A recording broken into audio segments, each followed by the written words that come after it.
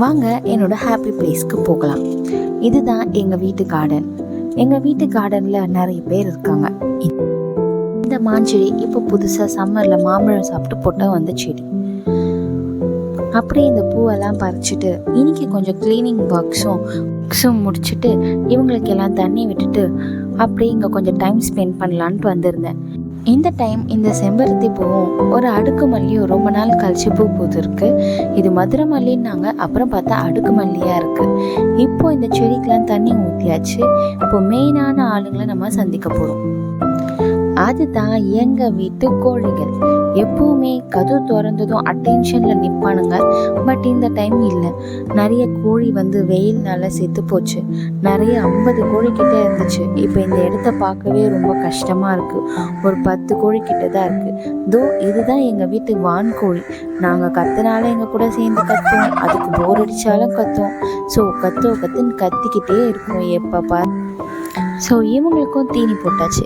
அடுத்தது நம்ம மெயினாக வந்தது இந்த மாமரத்தில் இருக்க மாங்காவையும் இந்த தென்னை மரத்தில் இருக்க தேங்காவையும் லெமன் மரத்தில் இருக்க லெமனையும் பறிக்கிறதுக்காக தான் இன்றைக்கி நம்ம அசைன் பண்ண டாஸ்கே. ஸோ நம்ம வந்த வேலையை பார்ப்போன்ட்டு மாங்காய் பறிக்கிறதுலையும் தேங்காய் உரிக்கிறதுலையும் இறங்கியாச்சு. இதெல்லாம் பண்ணிட்டு பார்த்தா இவங்க அழகாக போஸ் கொடுத்துட்டு நின்றுட்டு இருந்தாங்க. என்னடா இவ கேமராவை தூக்கிட்டு வந்திருக்காளேன்னு சொல்லி அலர்ட்டாகவும் நின்றுட்டு இருந்தானுங்க. இந்த 2 மாமரமும் வரதா புயலில் சாஞ்சிடுச்சு. பட் நாங்கள் சும்மா விடலை. நாங்கள் 4 பேரும் சேர்ந்து கயிறு கட்டி எப்படியும் நிற்க வச்சு அந்த கல்லில் தான் அது தாங்கிட்டு இருந்துச்சு. இப்போது அது அந்த கல்லையும் மீறி வளர்ந்து அவ்வளோ பழம் பறிச்சு யாருக்கு கொடுக்குறதுனே தெரியாம அந்த அளவுக்கு பறிக்க முடியாமல் இருக்குது.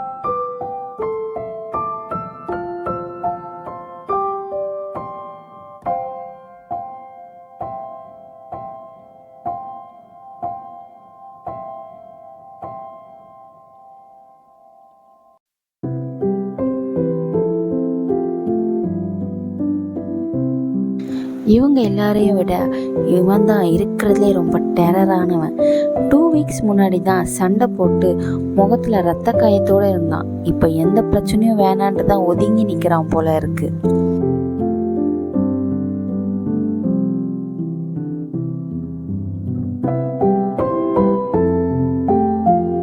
மாமரம் மாங்காவோட வெயிட்டு தாங்காமல் மாடியில் போய் படுத்துருச்சு.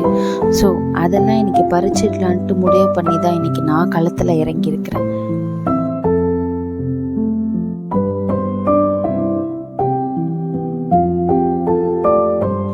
மாங்காய் பறிக்க வந்த என்ன தேங்காவையும் உரிச்சு கொடுன்னு சொல்றதுனால மட்டை தேங்காவெல்லாம் இப்படி மொட்டை தேங்காவா ஆக்கிட்டேன்.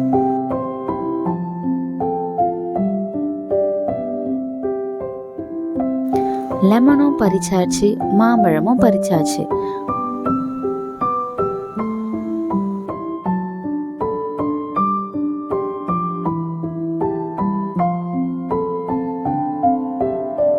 அசைன் பண்ண டாஸ்கை முடிச்சாச்சு. ஸோ இது ரெஸ்ட் எடுக்கிற நேரம்.